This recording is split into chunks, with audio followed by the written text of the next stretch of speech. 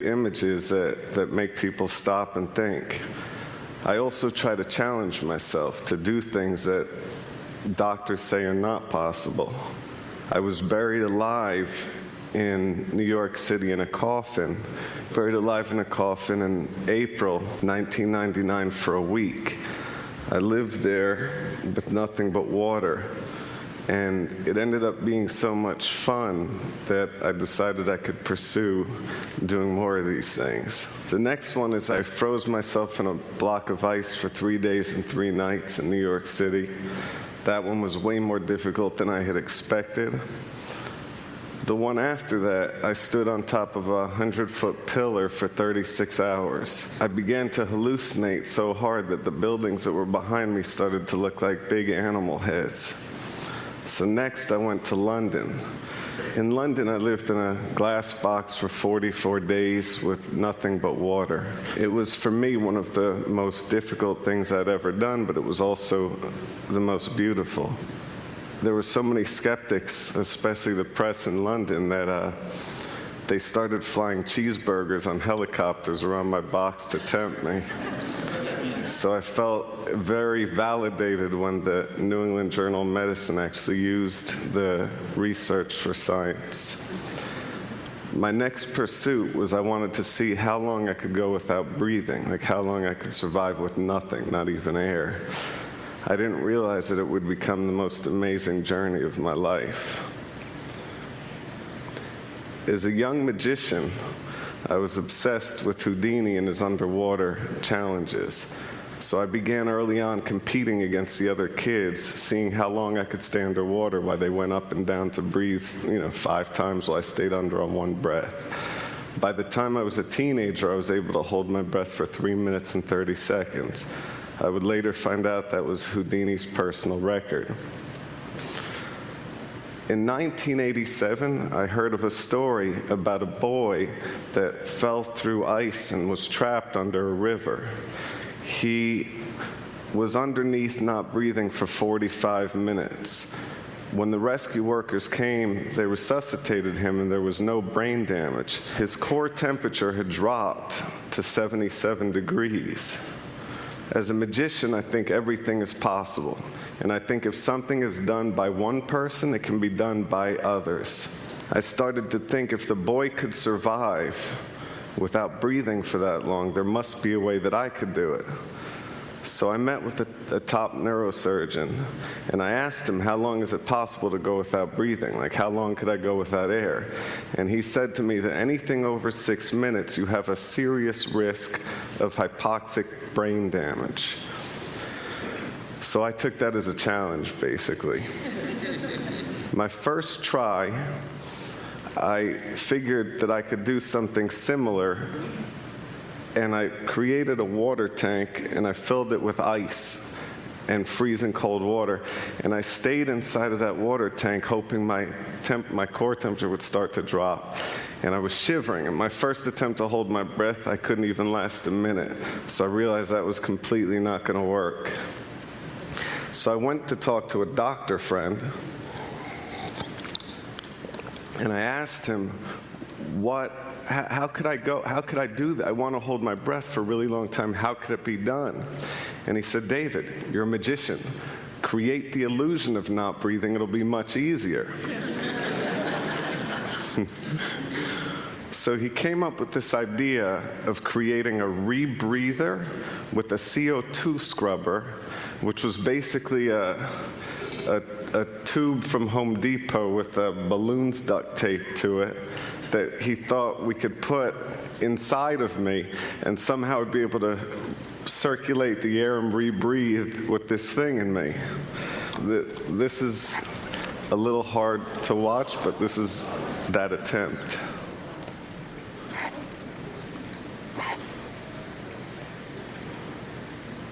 So that clearly wasn't going to work.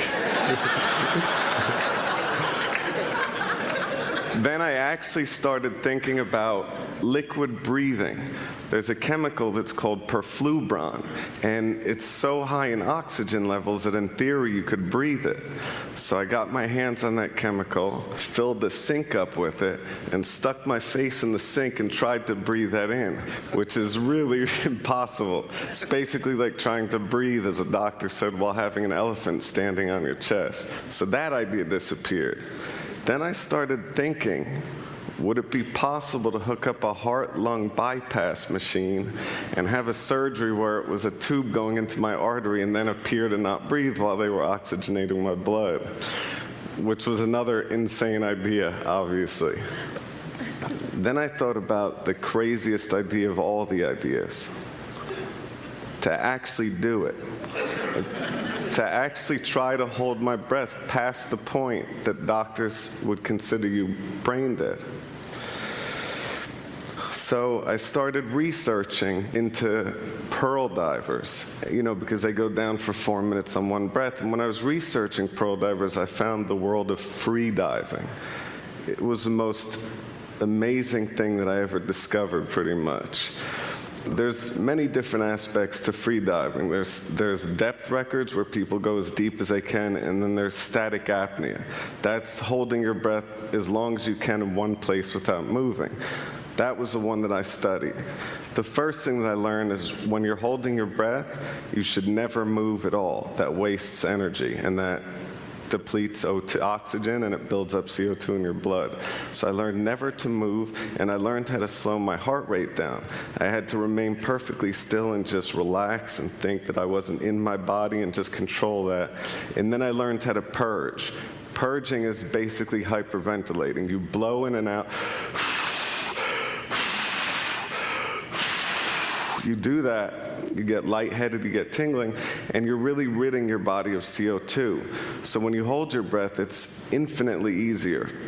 Then I learned that you have to take a huge breath, and you just hold and relax and never let any air out, and just hold and relax through all the pain.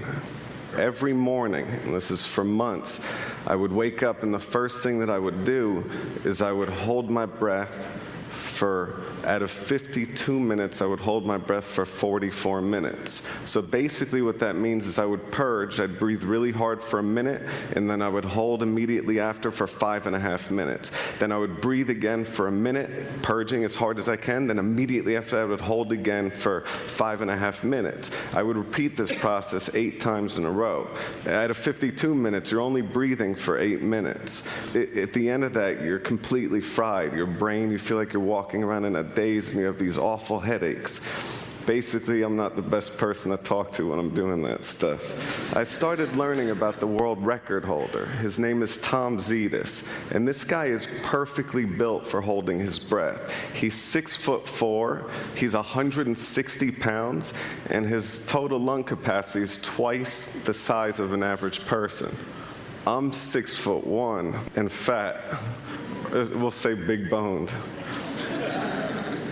I had to drop 50 pounds in 3 months. So everything that I put into my body, I considered as medicine. Every bit of food was exactly what it was for its nutritional value. I ate really small, controlled portions throughout the day, and I started to really adapt my body.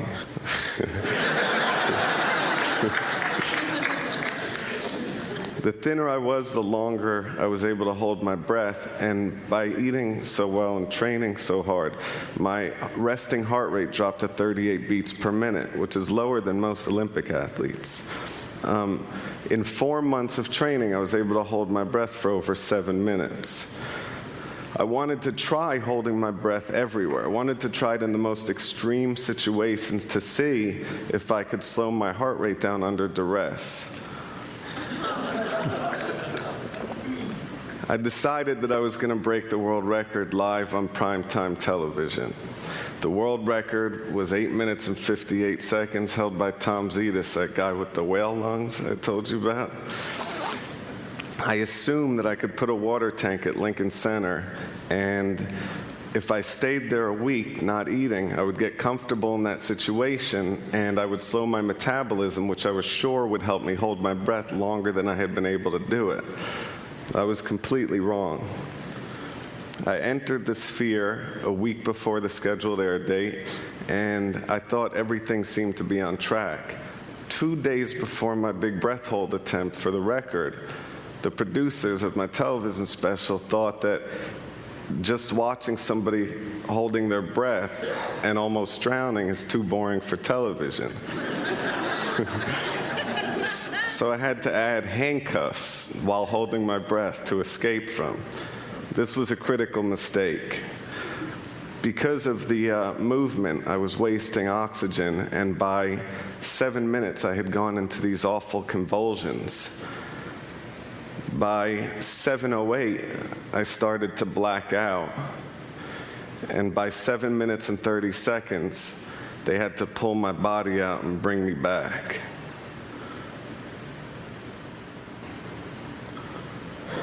I had failed on every level. So naturally, the only way out of the slump that I could think of was I decided to call Oprah.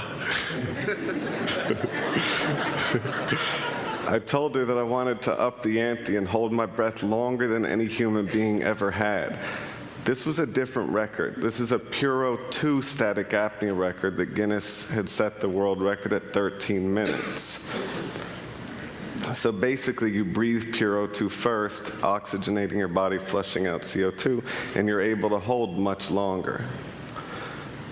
I realized that my real competition was the beaver.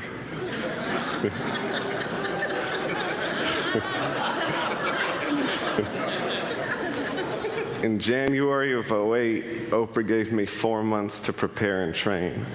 So I would sleep in a hypoxic tent every night. A hypoxic tent is a tent that simulates altitude at 15,000 feet, so it's like base camp Everest. What that does is you start building up the red blood cell count in your body, which helps you carry oxygen better. Every morning again, after getting out of that tent, your brain is completely wiped out. My first attempt on Puro 2, I was able to go up to 15 minutes. So it was a pretty big success. The neurosurgeon pulled me out of the water because in his mind at 15 minutes, your brain is done. You're brain dead. So he pulled me up and I was fine. There was one person there that was definitely not impressed. It was my ex-girlfriend. While I was breaking the record underwater for the first time, she was sifting through my BlackBerry, checking all my messages. My brother had a picture of it. So I then announced that I was going to go for Cetus's record publicly, and what he did in response is he went on Regis and Kelly and broke his old record. Then his main competitor went out and broke his record. So he suddenly pushed the record up to 16 minutes and 32 seconds, which was 3 minutes longer than I had prepared. You know, it was longer than the record. Now, I wanted to get the Science Times to document this. I wanted to get them to do a piece on it. So I did what any person seriously pursuing scientific advancement would do. I walked into the New York Times offices and did card tricks to everybody. So I don't know if it was the magic or the lore of the Cayman Islands, but John Tierney flew down and did a piece on the seriousness of breath holding. While he was there, I tried to impress him, of course, and I did a dive down to 160 feet, which is like, you know, basically the height of a 16-story building. And as I was coming up, I blacked out underwater, which is really dangerous. That's how you drown. Luckily, Kirk had seen me, and he swam over and pulled me up. So I started full focus. I completely trained to get my breath hold time up for what I needed to do. But there was no way to prepare for the live television aspect of it being on Oprah. But in practice, I would do it face down, floating on the pool. But for TV, they wanted me to be upright so they could see my face, basically. The other problem was the suit was so buoyant that they had to strap my feet in to keep me from floating up. So I had to use my legs to hold my feet into the straps that were loose, which is a real problem for me. That made me extremely nervous, raising the heart rate. Then what they also did was, which we never did before, is there was a heart rate monitor, and it was right next to the sphere. So every time my heart would beat, I'd hear the beep, beep, beep, beep, the ticking really loud, which is making me more nervous, and there's no way to slow my heart rate down.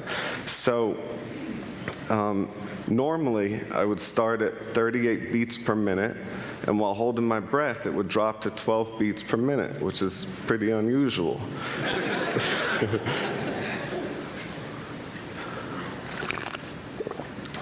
This time it started at 120 beats, and it never went down. I spent the first 5 minutes underwater desperately trying to slow my heart rate down. I was just sitting there thinking, I've got to slow this down, I'm going to fail. And I was getting more nervous, and the heart rate just kept going up and up, all the way up to 150 beats. Basically, it's the same thing that created my downfall at Lincoln Center. It was a waste of O2. When I made it to the halfway mark at 8 minutes, I was 100% certain that I was not going to be able to make this. There was no way for me to do it. So I figured Oprah had dedicated an hour to doing this breath hold thing. If I had cracked early, it would be a whole show about how depressed I am. So I figured I'm better off just fighting and staying there until I black out, at least, and they can pull me out and take care of me and all that. I kept pushing to 10 minutes. At 10 minutes, you start getting all these really strong tingling sensations in your fingers and toes, and I knew that that was blood shunting, when the blood rushes away from your extremities to provide oxygen to your vital organs. At 11 minutes, I started feeling throbbing sensations in my legs, and my lips started to feel really strange. At minute 12, I started to have ringing in my ears, and I started to feel my arm going numb. And I'm a hypochondriac, and I remember arm numb means heart attack, so I started to really get really paranoid. Then at 13 minutes, maybe because of the hypochondria, I started feeling pains all over my chest. It was awful. At 14 minutes, I had these awful contractions, like this urge to breathe.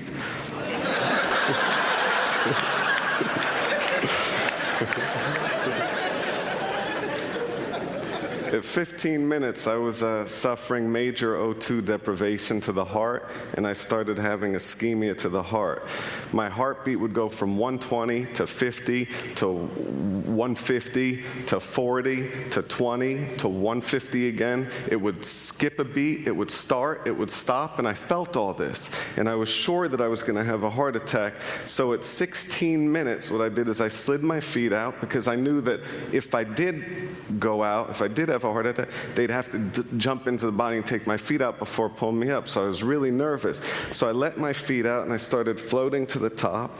And I didn't take my head out, but I was just floating there waiting for my heart to stop. Just waiting. They had doctors with the, so sitting there waiting. And then suddenly I hear screaming. And I think that there's some weird thing, that I had died or something had happened. And then I realized that I had made it to 1632. So with the energy of everybody that was there, I decided to keep pushing, and I went to 17 minutes and 4 seconds.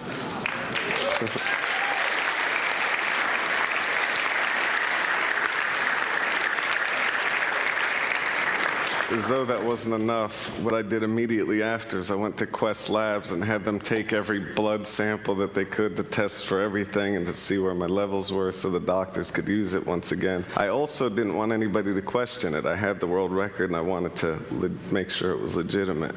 So I get to New York City the next day, and this kid walks up to me. I'm walking out of the Apple store. This kid walks up to me. He's like, "Yo, D."